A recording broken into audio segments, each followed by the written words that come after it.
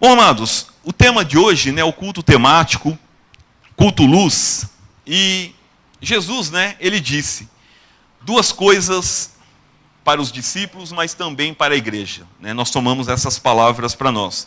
Lógico que Jesus disse muitas coisas, mas duas eu quero usar agora. Uma, Jesus disse assim: vós sois o sal da terra. Para que serve o sal? Você vai dizer, para salgar. Você já comeu aquela comida que estava cheia de tempero? Com bastante alho, né? Quem gosta de alho, eu no caso gosto, com cebola, salsinha, e aí todos aqueles temperos assim, mas de repente você põe na boca e fala assim, está faltando alguma coisa. Tinha tudo, menos o sal. Fica bom? Não. Faltou o sal, faltou tudo, né? Então o que Jesus estava querendo dizer? Olha, vocês são os responsáveis por trazer um sabor na vida das pessoas que estão com a vida sem sabor. Tem pessoas que já usou de tudo quanto é tempero na vida dela. Já usou de tudo quanto é coisa para deixar a vida dela temperada melhor. Mas se tiver faltando o sal, que tipifica também a presença de Deus, Jesus, falta tudo. E aí Jesus disse, olha, vocês vão ser o sal da terra. Vocês vão ser responsáveis por trazer um tempero para essa terra destemperada, para essa terra sem sabor, para a vida das pessoas que estão sem sabor. E que tempero que é esse? Que sabor que é esse? O sabor da palavra de Deus, anunciando Jesus, levando Jesus, revelando Jesus para a vida das pessoas. Aí Jesus completa dizendo, e também vós sois o quê? A luz do mundo. Eu quero pedir um favor para quem está lá na iluminação. Quem que está lá na iluminação? O Gaúcho. Apaga para mim todas as luzes. Todas. Apaga para mim todas. Faz um favor, apaga essa de trás também. Teria como apagar essas daqui também? Rapidinho, eu não sei a dificuldade que vai ser disso daqui. Eu acho que colocaram na tomada, né? É rapidinho, depois a gente liga novamente. Vai dar um trabalho para vocês, né? Isso, apaga tudo. Aí vamos só deixar o telão, porque depois ele demora mais para poder ligar, então vamos deixar só o telão. Mas é mais ou menos assim, né? Só que num breu, como se diz, muito maior, que se encontrava a minha e a sua vida, há um tempo atrás. Uma escuridão total, onde reinava o pecado, onde o diabo reinava, uns com vícios, outros com adultério, outros na prostituição, outros na mentira, onde as trevas reinavam, e a nossa vida estava exatamente desse jeito, totalmente obscura, totalmente ausente de Deus. Mas um dia você ouviu o Evangelho, um dia você ouviu sobre a mensagem da cruz. Um dia você recebeu a palavra. E a palavra de Deus começou a trazer luz no teu coração. Começou a clarear o teu coração. Começou a acender a tua vida e você começou a entender que não existia outro meio para você encontrar a verdadeira paz, o verdadeiro sentido de viver, se não fosse através de Jesus Cristo. Só que hoje, o mundo está assim também. As pessoas estão assim. E por incrível que pareça o que eu vou falar, pode ter até algumas pessoas, ou várias, dentro da igreja, já há muito tempo que servem a Deus, que podem também estar dessa forma, vivendo um momento obscuro, um momento ausente, com ausência de luz. Pega o celular na sua mão, fazendo um favor para mim. Todo mundo que está com o celular, pega aí.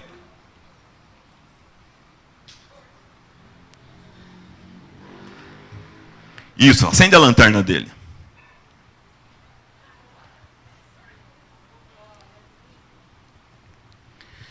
Cada vida que Jesus foi chegando, foi acontecendo isso. Foi acendendo a sua vida. Foi acendendo. Ele trouxe paz, ele trouxe alegria, ele trouxe a esperança. E tudo aquilo que estava obscuro, com ausência de luz, agora começou a acender. começou a ter paz, começou a ter alegria. Aquele que estava pensando em tirar a própria vida, agora não pensa mais, agora pensa em viver e viver com Cristo. Aquele que estava pensando que não tinha mais esperança, mais nada para a vida dele ou dela, agora não pensa mais, porque agora a palavra de Deus chegou, Jesus entrou na vida, na história, no casamento, na família, e começou a trazer luz, e você começou a ver, enxergar, dizer, meu Deus, eu preciso mudar isso, eu preciso mudar aquilo, eu preciso largar disso. Quem disse para você mudar? Quem disse para você largar o pecado? Foi a igreja? Não, foi o Espírito Santo no teu coração, foi Jesus no teu coração, foi a luz da palavra entrando na tua vida, e hoje você é assim, ó. O diabo vê você dessa forma, como uma luz, como um foco de luz. Lá no seu trabalho você é luz, na sua família você é luz, lá na sua rua você é luz, aonde você for você é luz. Essa luz, esse brilho que Jesus colocou, nada pode apagar. Nada pode apagar. Diga assim, nós somos a luz do mundo. Diga assim, eu não vou deixar o diabo apagar o meu brilho. Deus me chamou para brilhar e resplandecer a luz da sua palavra. Amém? Glória a Deus. Louvado seja o nome do Senhor. Pode acender?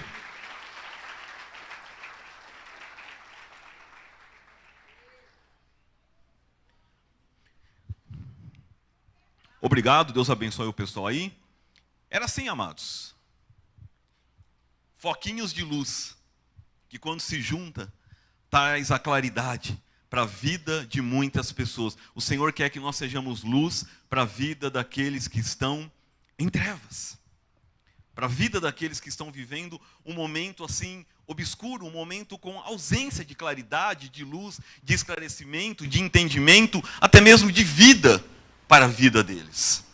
E dentro disso, eu gostaria de ler um versículo que está lá no livro, vai ser um versículo muito difícil da gente conseguir encontrar. Acho que hoje é tudo muito prático, né, com os aplicativos. Mas se fosse folhear a Bíblia, seria também muito difícil. Gênesis capítulo 1, versículo 3. Gênesis capítulo 1, versículo 3. Os mais fáceis de achar, né? Gênesis capítulo 1, Apocalipse 22.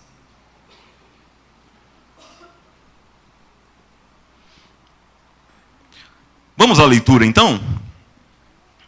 Se coloque de pé, por gentileza, só para a gente fazer a leitura da palavra. Depois você pode estar sentando. Gênesis capítulo de número 1, versículo de número 3. Diz assim. Disse Deus... Vamos ler todo mundo junto? Vamos lá? No 3? 1, 2, 3.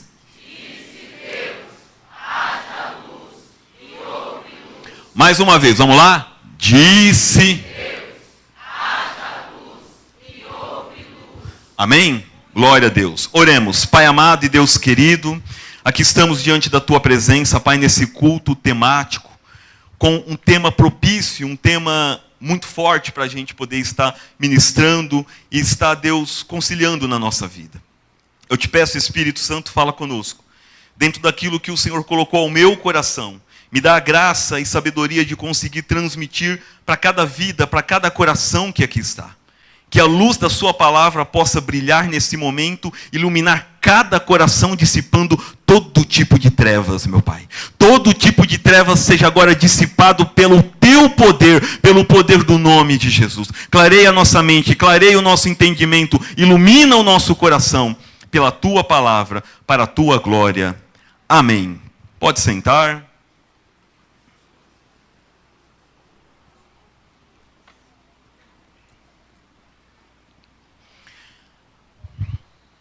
Vamos lá então. Mas essa mensagem, eu estava buscando algo relacionado ao tema, né, já que era um culto temático. E aí essa mensagem eu tinha anotado, marcado ela lá. Eu tenho o costume de, quando algo que Deus fala ao meu coração, eu pego, anoto ali no celular, no bloco de notas, ali nas anotações. Eu estava vasculhando lá as mensagens e tudo tal, e eu achei essa daí, vi que foi em 2017. Que Deus colocou ela ao meu coração. Então faz um pouquinho de tempo, né? Só 8 anos. Mas é maravilhoso porque a palavra de Deus, ela se renova a cada dia. A palavra de Deus, ela está além do tempo. Ela se atualiza sempre. Então, dentro disso, dentro desse tema, né, eu queria poder estar falando, e o tema que eu queria dar é reconstruindo a terra. Diga assim comigo, reconstruindo a terra. Mais uma vez, para você gravar, diga reconstruindo a terra. Amados, cada livro da Bíblia, ele tem a sua peculiaridade, né? Cada livro da Bíblia, ele tem assim o seu tema central. Traz um tema e todo aquele livro, ele vai falar sobre aquele tema. E no livro de Gênesis, como o próprio nome Gênesis, né, que significa origem, início. Então o livro de Gênesis, ele vai falar o que para nós? Da origem, do início, do universo, do mundo, do ser humano, da primeira civilização, da criação do povo de Israel, o início também do pecado, como o pecado entrou no mundo, e também, e principalmente, o início do plano de salvação. O início do plano da salvação se inicia em Gênesis, quando lá no Éden, Deus falando com Adão e diz assim, olha, não comerás do fruto do conhecimento, da árvore do conhecimento do bem e do mal, porque se comerdes, certamente morrerás. Esse morrerás vai muito além do que dizer assim para Adão, Adão, se você comer desse fruto, você vai morrer. Esse morrerás vai muito além, esse morrerás ele é profético. Quando Deus está dizendo, se comer, se desobedecer, se permitir que o pecado entre, então alguém vai ter que morrer. E quem que vai ser esse alguém que morrer? Já era uma sombra, um prelúdio daquilo que Deus estava dizendo lá na frente, que Jesus morreria, caso o homem desobedecesse, pecasse. Então Deus sempre teve uma carta na manga, como se diz, para poder lidar com os problemas e com as situações que surgissem. Nada pega Deus de surpresa, nada pega Deus desprevenido. Deus sempre tem, como se diz, né, no linguajar, uma carta na manga, para poder lidar com a situação. Para poder dizer, olha aqui, você pensa que venceu? Não. E é mais ou menos isso, né? Não fugindo do texto rapidinho, é mais ou menos isso que vai acontecer quando Apocalipse nos relata a respeito da batalha do Armagedon. Quando o exército do anticristo se levanta e vem contra Israel e as nações que estão junto com Israel para vencer, para destruir, e a princípio o exército do anticristo vai estar até vencendo, diz que de repente os céus se rasgam e aparece Jesus montado em um cavalo branco e vem com a igreja cavalgando e dá a vitória ao povo de Israel. Deus nunca é pego de surpresa. Deus sempre surpreende. Deus sempre surpreende. Então, o livro de Gênesis, ele vem nos falar exatamente isso, sobre o início, a criação. A Bíblia, ela foi escrita, sim, por homens? Sim, foi escrita por homens. Né? Muitos questionam, mas a Bíblia foi escrita por homens. Sim, ninguém nunca questionou isso. A Bíblia foi realmente escrita por homens. Num período de aproximadamente 1.500 anos, por homens diferentes, de culturas diferentes, em tempos diferentes, né? Até mesmo com um grau de conhecimento diferente. Você pega desde um apóstolo Paulo, que era um cara, né, conhecedor, um cara culto, aí você vai lá para um Pedro, para um Tiago, para um João, que estava muito longe de ser culto. Mas todos, em tempos diferentes, em épocas diferentes, são inspirados por Deus para poder escrever a Bíblia.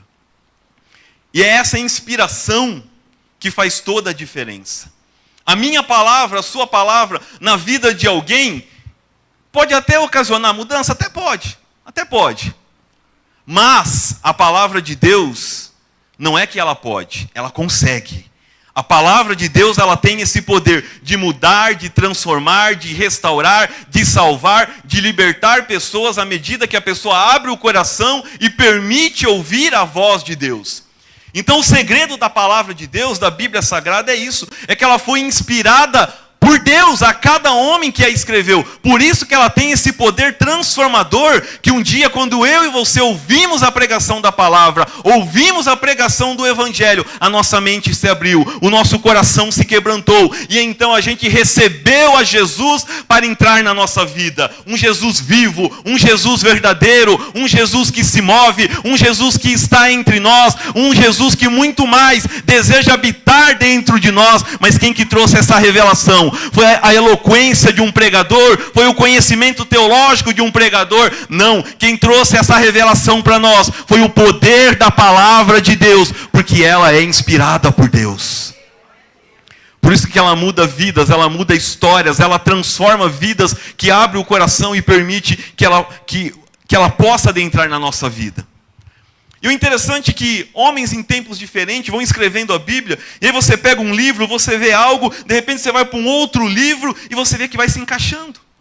Que parece que eles viveram na mesma época, parece que eles conversaram antes e combinaram antes de poder começar a escrever os livros. Mas não, é quando Deus está no negócio, Deus vai fazendo as coisas se encaixar. E a Bíblia Sagrada foi exatamente isso. Um livro aqui, um livro ali, foi se encaixando, foi se completando e foi formando um quebra-cabeça. E qual é o segredo? Eu repito, ela ser inspirada por Deus. Tudo aquilo que é inspirado por Deus vai gerar vida. Diga assim comigo, tudo aquilo que é inspirado por Deus vai gerar vida.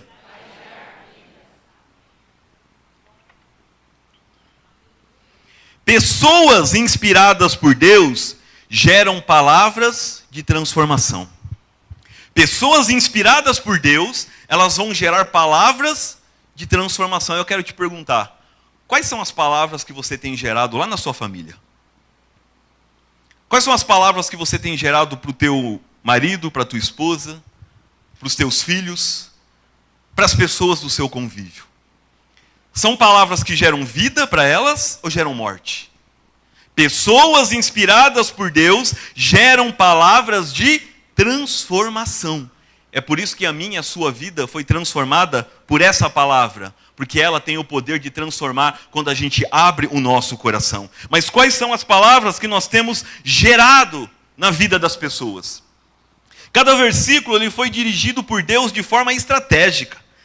E o primeiro versículo da Bíblia, joga aqui para mim por gentileza, Gênesis capítulo 1, versículo 1. Não é cada versículo, porque a Bíblia foi escrita durante um período de 1500 anos, em épocas diferentes. Mas depois teve um grupo de estudiosos, de 70 homens, que eles realizaram tipo um conselho, e ali eles começaram a estudar, a conversar entre eles, e começaram a compor, a juntar os livros. E até nisso Deus então inspirou, penso eu, em cada versículo, em cada capítulo, como compor, como o que colocar, o que não colocar. Por exemplo, olha como começa a Bíblia. Gênesis capítulo 1, versículo 1. No princípio criou Deus os céus e a terra. Todo primeiro parágrafo de um livro vem falar um pouco da vida do autor que está escrevendo aquele livro. Você pode ver, as primeiras letras de um livro, quando você pega um livro para ler, geralmente fala um pouco do autor do livro, ele começa assim um pouco a se identificar, contar a sua história, se apresentar. A Bíblia não é diferente. No primeiro versículo, na minha forma de ver, já é uma apresentação de Deus, dizendo, olha, no princípio Deus criou os céus e a terra. Lógico que esse no princípio está sim falando no início, no começo de tudo, ou seja, tudo se começa para nós, humanos, a quem a Bíblia foi escrita e dirigida. Quando que tudo começa para nós? Quando Deus começa criando os céus e a terra. Ali começa a existência do universo, do mundo. Mas a bem da verdade é que Deus já existia muito antes disso. E aí se a gente começar a parar para pensar, quando é que Deus existia, quando é que Deus surgiu, vai dar parafuso na nossa cabeça, vai ficar louco e não vai conseguir entender. Porque a mente humana, ela está num grau muito longe de conseguir entender a mente de Deus. De conseguir entender os planos, os propósitos, o que é ser um Deus eterno, que sempre existiu, que sempre houve. Tem coisas, amados, que nós não vamos conseguir entender nunca. Então, o que temos que fazer? Simplesmente crer. Esse é o segredo da jornada cristã. Simplesmente crer. O que é permitido conhecer, você conhece. O que Deus não nos permitiu, a gente crê que Ele é Deus, é poderoso, é soberano e sabe de tudo. Mas também quando a gente olha e vê ali, dizendo no princípio, eu penso que não está dizendo apenas do início. Princípio também nos remete ao quê? A uma base, né? A uma estrutura na qual algo vai ser construído, edificado. Por exemplo, qual é o princípio de uma casa? O alicerce, né? Então tudo tem uma base, isso é chamado de princípio. Então, na minha forma de ver também, quando diz, no princípio criou Deus os céus e a terra, aqui é uma apresentação de Deus para os leitores da Bíblia, para a raça humana, para a igreja, dizendo o seguinte: o Deus a qual essa Bíblia vai falar, o Deus a qual esse livro vai revelar, é um Deus soberano, é um Deus eterno e é um Deus criador. É um Deus que tudo cria, tudo parte dele, tudo se inicia nele, tudo começa nele, a vida começa nele. Os planos, os sonhos, os projetos, antes mesmo de vir para o nosso coração, de Deus transferir, começa em Deus. Então Deus é a base de tudo, Deus é a base para a humanidade. Tudo se inicia em Deus, no princípio, ou seja, a base é essa, de que Deus é um Deus eterno, que sempre existiu, e Deus é um Deus criador. Ele criou a minha história, Ele criou a sua história.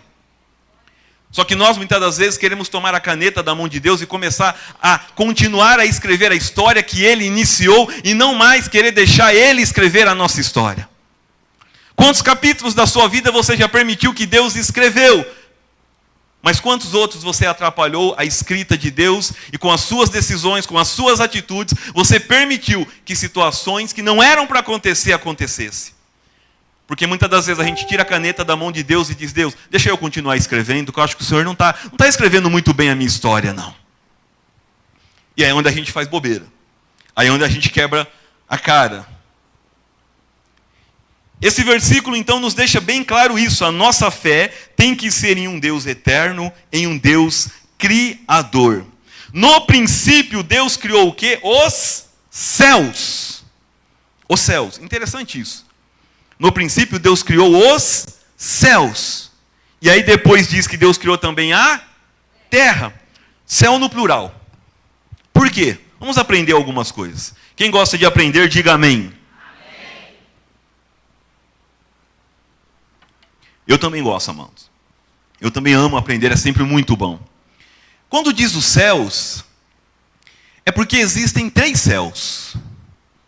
O primeiro é o céu atmosférico, onde a gente vê as aves voando, os aviões passam. O segundo céu é o céu cósmico, onde está a lua, as estrelas, o sol, o universo. E o terceiro céu é a habitação de Deus. É onde Deus está. O interessante é que o homem conseguiu, com a sua inteligência, com as suas ferramentas, com as suas próprias forças, chegar no primeiro céu. Sim ou não? O homem criou os aviões, helicóptero, né, asa delta e tudo mais, ele vai e alcança. É o homem que ser igual os pássaros e conseguiu. Foi até o céu atmosférico, o primeiro céu. Com um pouco mais de ousadia, com um pouco mais de empenho, alguns conseguiram chegar no segundo céu, o céu cósmico, com os foguetes, com as sondas espaciais e tudo mais, alcançar o universo. Mas o terceiro céu, a habitação de Deus, o homem não consegue alcançar com a sua força, com o seu preparo, com o seu conhecimento, com a sua inteligência. O homem não vai conseguir alcançar o terceiro céu com as suas próprias forças. O terceiro céu o homem só vai alcançar através de Jesus, através da cruz, através do sangue de Jesus derramado. Agora, mas eu te pergunto, se o primeiro céu é bonito, se o segundo céu é lindo, você imagina o terceiro? O que não deve ter lá? Paulo foi, deu uma espiadinha e Deus disse: agora volta, Paulo. Volta e não conta para ninguém o que você viu.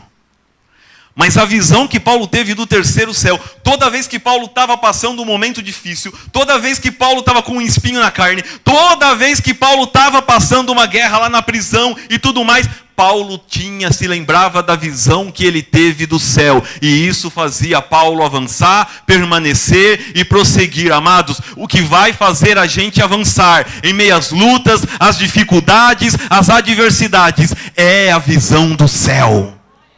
de que um dia estaremos junto com o Senhor para sempre. Agora, dura coisa é quando se perde a visão do céu. E só se fica com a visão da terra. E só fica com a visão natural das coisas dessa vida e tudo mais. Vamos correr aqui para a gente conseguir andar o máximo possível. Versículo de número 1 também, na parte B agora, Deus criou os céus e Deus criou a terra. Só que aí coloca para mim o versículo 2. Obrigado.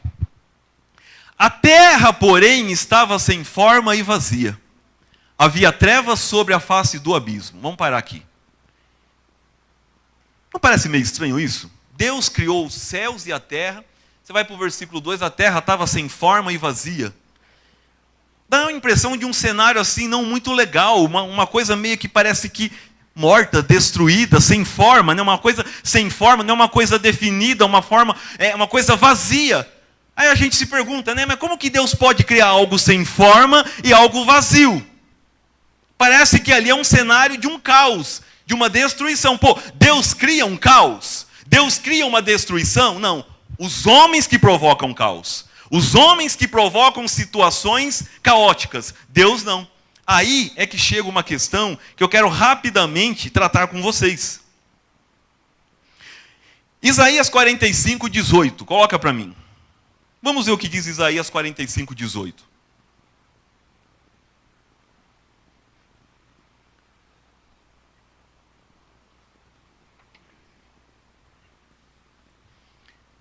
Porque assim diz o Senhor que criou os céus, o Deus que formou a terra, que a fez e a estabeleceu, que a não criou para ser um caos. Tem versão que diz assim, ó, que não a criou para ser sem forma. Tem algumas versões que diz que não a criou para ser sem forma, que não a criou para ser um caos. Outras versões diz que não a criou para ser vazia, mas para ser habitada. Se está dizendo em Isaías que Deus criou a terra para não ser sem forma, para não ser vazia, como que no versículo 2 está dizendo que Deus criou a terra, no 1, e no 2 diz que a terra estava sem forma e vazia?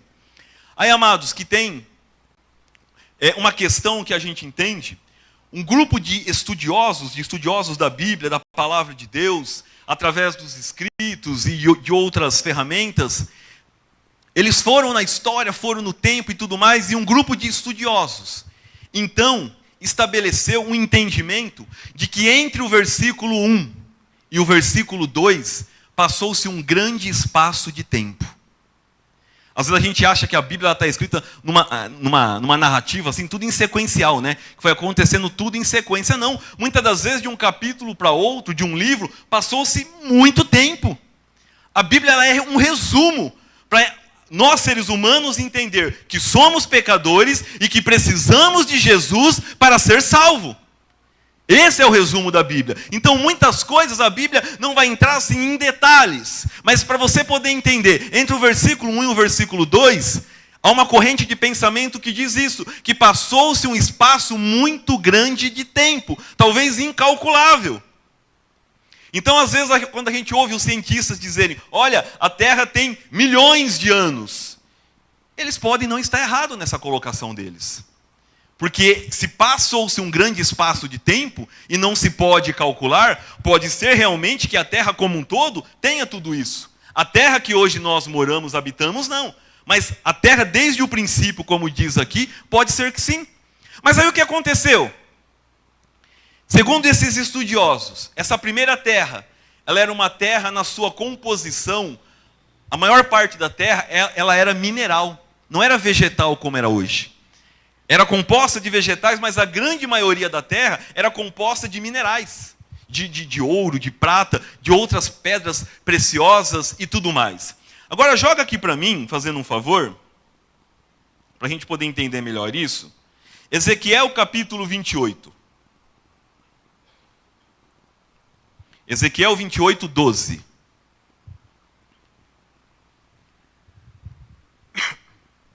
Ezequiel 28, 12. Isso daqui é uma profecia que foi lançada sobre o rei de Tiro, uma nação da época. Só que Ezequiel 28 é também uma ilustração a respeito de Lúcifer, filho do homem, levanta uma lamentação contra o rei de Tiro e diz assim: assim diz o Senhor Deus, tu és o sinete da perfeição, cheio de sabedoria e formosura. Próximo, por favor. Estavas no Éden, jardim de Deus, de todas as pedras preciosas que cobrias, o sárdio, o topázio, o diamante, o berilo, o ônix, o jaspe, a safira, o carbúnculo e a esmeralda. De ouro se te fizeram os engastes, e os ornamentos no dia em que foste criado, foram eles preparados. Até aqui. E segundo esses estudiosos, quem que habitava então essa primeira terra, que na sua composição maior era mineral? Estava Lúcifer, o anjo de luz, a criatura máxima. Olha aqui o que diz sobre ele, que ele era o sinete da perfeição. Olha que ser que era esse. Foi criado em meio às pedras preciosas, e ele estava lá no Éden de Deus. O Éden a gente entende que é só o jardim onde o homem e a mulher foi colocado depois de criado. Mas existiu um outro Éden de Deus, numa outra terra antes dessa, onde estava quem lá? Lúcifer. Você entendeu por que ele não aceitou que Adão e Eva ficassem no Éden? Por que ele quis a todo custo tirar Adão e Eva de lá? Porque ele disse, um dia eu também estava num Éden, e de lá fui tirado, e também vou tentar tirar vocês. Essa é a jogada do diabo.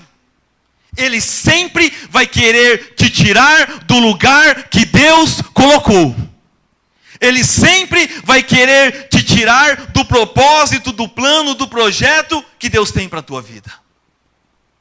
E essa primeira terra, então, era bela, maravilhosa. Segundo os estudiosos, a Bíblia não nos dá claros detalhes disso. Uma suposição que eles têm, que muitos acreditam, muitas igrejas acreditam nessa teoria deles. E aí então o que aconteceu? Continua, volta lá para mim por gentileza, vamos para o próximo versículo. De Ezequiel.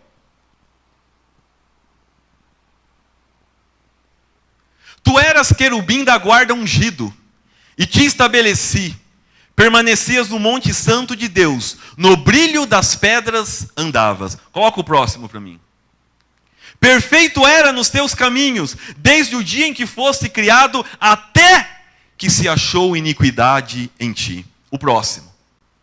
Na multiplicação do teu comércio, se encheu o teu interior de violência. Há algumas versões que diz, e encheu o teu interior de orgulho, e pecaste, pelo que te lançarei profanado fora do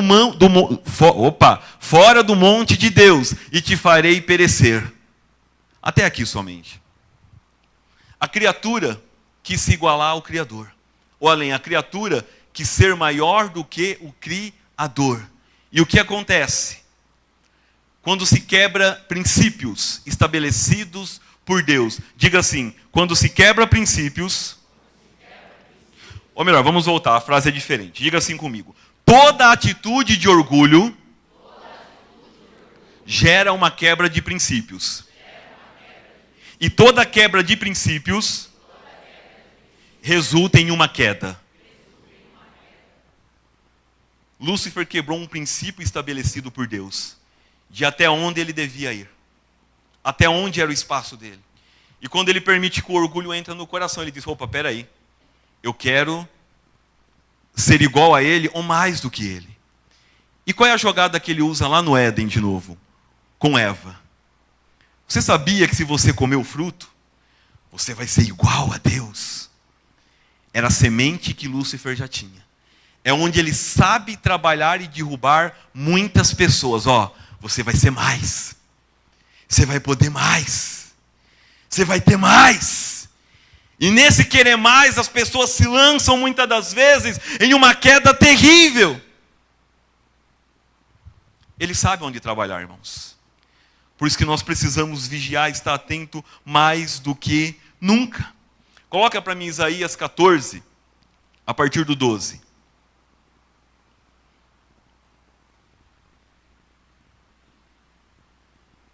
Vamos lá. Isaías 14, a partir do 12. Obrigado.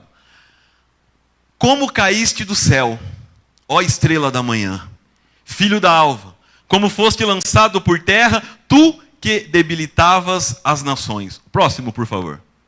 Tu dizias no teu coração, eu subirei ao céu, acima das estrelas de Deus, exaltarei o meu trono, e no monte da congregação me assentarei, nas extremidades do norte. Próximo.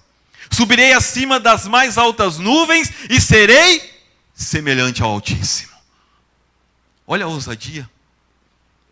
E olha onde ele sabe derrubar as pessoas.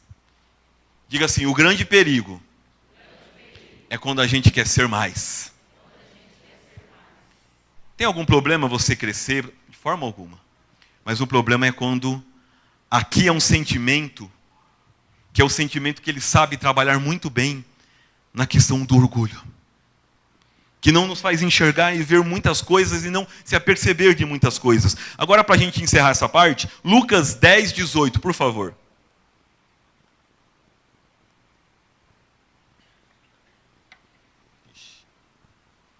Fiz caca aqui. Lucas 10, 18.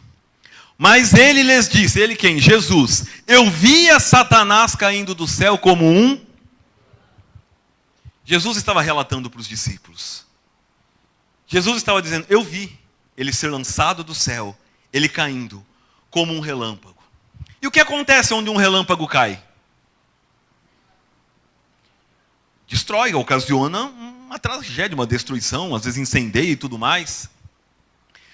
O que diz os historiadores então, quando Lúcifer é lançado do céu para a terra, e imagine você um ser de luz, como aqui Ezequiel ilustra que ele era, ao se chocar com a terra, o que não aconteceu? Por isso que a ciência, de certa forma, ela não está errada quando ela diz assim, olha, um grande meteoro se chocou com a terra, houve uma grande explosão, a teoria do Big Bang, né? Houve uma grande explosão e dali formou-se o universo. De certa forma, a ciência não está errada. A ciência, muitas das vezes, ela não vai se contradizer com a Bíblia. Muitas das vezes, se a gente estiver atento, a ciência ela vai confirmar a Bíblia. A ciência não é inimiga da Bíblia. O estudo não é inimigo da Bíblia. Ele vai, muitas das vezes, completar. Fazer a gente entender. Quando Lúcifer se choca com a terra, esse ser de luz, ele não perde o seu poder, mas ele perde a sua luz e ocasiona uma destruição. Jesus está dizendo, eu vi ele caindo como um raio. E aí que esses estudiosos dizem, o versículo 2, que diz que a terra era sem forma e vazia, entre o 1 e o 2, passou-se um grande espaço de tempo, que aconteceu tudo isso. Aconteceu a queda de Lúcifer, quando ele foi lançado para a terra. E daqui ele nunca mais quis sair. E daqui ele ficou. E aqui ele vai ficar, até o dia do julgamento.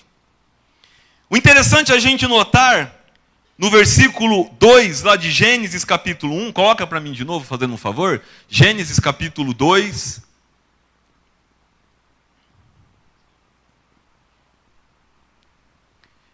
Perdão, Gênesis capítulo 1, versículo 2. Gênesis capítulo 1, versículo 2. Eu que falei errado, me desculpe.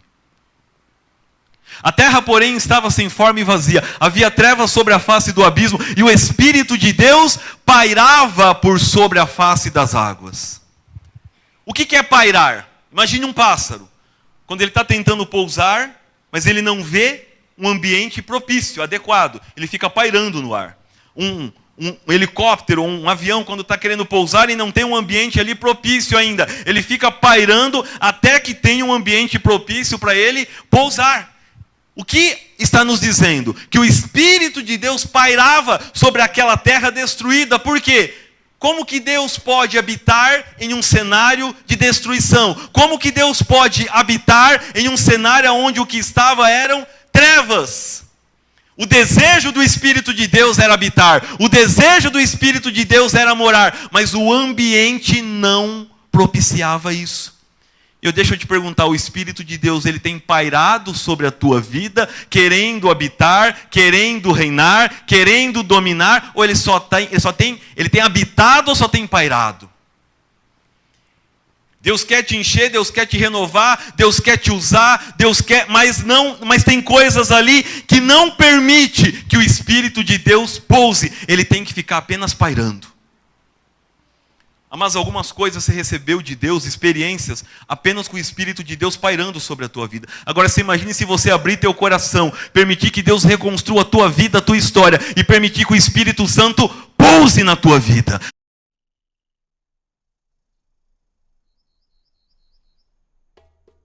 Faça parte da tua vida, da tua história. O que Deus não pode fazer em você e através de você? Deus não quer uma igreja onde o Espírito Santo apenas paire e não tenha um ambiente propício para ele poder estar. Deus quer uma igreja onde o Espírito Santo habite, reine, esteja. Deus quer um lar, uma família, onde exista um ambiente que ele possa estar. Só que isso somos eu e você que somos responsáveis de preparar esse ambiente. E vamos correr aqui para a gente, pelo menos, ir mais uma parte. Só que diante desse cenário, é como se Deus olhasse e dissesse assim: eu não posso permitir que continue desse jeito. Houve um caos, a terra estava em caos. A terra estava sem forma, vazia. Mas eu não vejo Deus com os braços cruzados, apenas olhando e dizendo, não vou fazer nada. Não, Deus sempre tem um recomeço para toda e qualquer história que acha que já terminou. Deus olha e mediante aquele cenário, Deus começa então o processo da reconstrução. Gênesis capítulo 1, versículo 3. Como, foi o que nós lemos, como que Deus começa a reconstrução? Amados, construir é mais fácil do que reconstruir. Construir você começa a partir, vamos dizer assim, essa linguagem, do nada, mas não é nada, você tem alguma coisa, uma base. Agora, reconstruir é mais difícil, porque você tem que começar a partir de uma ruína, a partir de um caos, a partir de uma tragédia, a partir de coisas que deram errado. Por isso é mais difícil. Diga assim, é mais difícil, mas a reconstrução é possível. E aí qual é a primeira coisa que Deus diz? Haja luz. Não tem como você começar a reconstruir nada no escuro. Não tem como você começar nada sem você saber a realidade da situação, como realmente está, como realmente se encontra aquilo. É necessário trazer a claridade, é necessário trazer a luz, para que você enxergue como está a realidade do cenário da tua família, da tua vida espiritual, da tua vida emocional, das tuas finanças. É necessário trazer a luz para que você enxergue a tua realidade. Salmo 119, versículo 5. A tua palavra é lâmpada que ilumina os meus passos, e é luz que clareia o meu caminho. O que o salmista está dizendo? O que é luz? O que é luz? A palavra de quem? E aí diz que Deus disse, haja luz, diante daquele ambiente de destruição, para recomeçar. Um caos havia se estabelecido, uma tragédia. Agora Deus quer recomeçar, reconstruir. E como que Deus começa? Trazendo a luz. Como que a gente começa? Como que a gente reconstrói uma situação? Trazendo a luz, trazendo a palavra, trazendo a aplicação da palavra, trazendo o direcionamento da palavra, indo por aquilo que a palavra de Deus diz, não pelas nossas teses, conceitos ou o que achamos, mas seguindo, agindo e sendo direcionado por aquilo que a palavra de Deus diz. A palavra de Deus é aquela que nos clareia em meio à escuridão de dúvidas, à escuridão de decisões. O que acontece quando falta luz?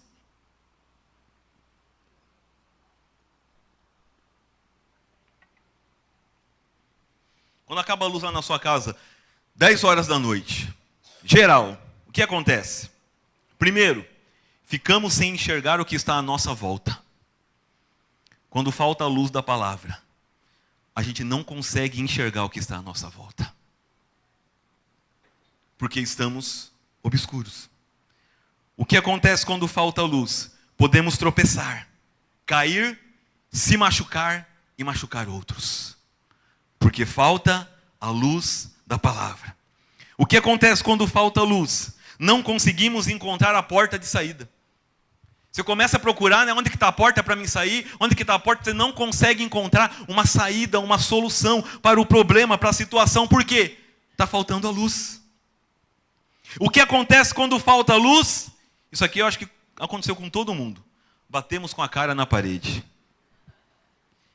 Quem que ao levantar da cama com a luz terminada, você vai andar, arruma a cara no guarda-roupa, na porta. Quase quebra o espelho. Porque estamos querendo andar na escuridão, sem a claridade da luz. E quantas das vezes que estamos batendo com a cara na parede, porque estamos tendo decisões, fazendo escolhas, sem a direção de Deus, sem a direção da luz, sem a direção da palavra, nos clarear e nos mostrar qual a melhor decisão. Quando falta luz, nós temos dificuldade de encontrar as coisas. Você precisa, de repente a pessoa precisa procurar uma vela ali para poder, né, clarear, ou um farolete, alguma coisa tal. Você não acha. Porque está faltando a luz, como que você vai achar? E quantas das vezes que nós perdemos coisas, estamos tendo dificuldade de encontrar essas coisas na nossa vida? Sabe por quê, amados? Estamos agindo no escuro, na obscuridade, e não na luz, na claridade da palavra de Deus. Feche seus olhos no seu lugar. Olha para o seu coração. Eu não sei em que área da tua vida a palavra falou. Eu não sei em que área da tua vida que você olha e você vê que está tudo tão obscuro. Talvez é a tua família, um cenário de caos, os filhos nas drogas. Talvez é teu casamento. A esposa está falando que vai largar, o marido talvez foi embora, um pé de guerra, uma confusão. Talvez é na saúde. O diagnóstico médico veio trazer um estado avançado de uma doença. Talvez é no seu ministério que você vê tudo tão obscuro, sem a claridade da esperança para prosseguir, para avançar. Talvez é na tua vida espiritual, que você está tão apagado, tão sem mais aquele brilho. Eu não sei em que área da tua vida que você está vivendo um momento obscuro, um momento ruim, um momento de caos, onde você olha e vê uma destruição, uma ruína, literalmente. Mas nessa noite, a palavra de Deus para nós é Gênesis 1:3. Haja luz. Deus está trazendo luz àquilo que está escuro. Deus vai trazer as claras. Deus é Deus que mostra. Deus é Deus que trata. E Deus é Deus que tira aquilo que está no escuro e traz a claridade para que possa prevalecer a verdade e a justiça. Deus é Deus que tira do que está obscuro e traz de uma forma clara para que possa transparecer a verdade. Talvez há coisas que você está sendo prejudicado. E quem sabe você está vivendo um momento muito obscuro na tua vida. Mas Deus é Deus que está dizendo, haja luz. Quando a gente se depara com a palavra de Deus, amados, e a palavra de Deus vem e começa a nos confrontar. E a palavra de Deus vem e começa a abrir os nossos olhos. E a palavra de Deus vem numa pregação, em outra. Porque como eu disse, a palavra de Deus é inspirada por Deus. E tudo aquilo que é inspirado por Deus gera vida e transformação. E a palavra de Deus vem e começa a nos clarear. Como começou a clarear aqui aquele momento que a gente fez no início. Vai clareando, começa a clarear lá na tua vida sentimental, lá na tua vida física, lá na tua vida emocional. Começa a clarear, ela começa a fazer você enxergar, dizer, opa, peraí, estou errando nisso, estou errando naquilo, estou falhando naquilo outro, não devia ter feito isso, preciso refazer isso, precisa refazer aquilo. Ela começa a te mostrar, começa a clarear. E quando começa a clarear, a gente começa então o quê? A enxergar os nossos erros, as nossas falhas, e começamos então o quê? A ser pessoas melhores. Permita que o Senhor te mostre. Qual área da tua vida que precisa ter luz? Qual área da tua vida que Deus está clareando e dizendo, você precisa mudar nisso. Você precisa mudar naquilo. Você precisa fazer diferente aqui. Feche os olhos. Senhor amado e Deus querido, Pai, essa foi a palavra, Deus, que eu senti de estar trazendo. O teu recado foi passado, transmitido. E com cada um o Senhor trata de uma forma, de um jeito. Deus, sabemos que as atitudes de orgulho, como aconteceu com Lúcifer, traz a queda, a ruína, a destruição, ao ponto de trazer até a destruição para a terra. E talvez, meu Deus, a atitude desse marido, dessa esposa, desse pai, dessa mãe, desse filho, de não reconhecer, talvez pode ter trazido ruínas para o casamento, para a família. Eu não sei qual é a área, meu Deus, que está obscura na vida dessa pessoa.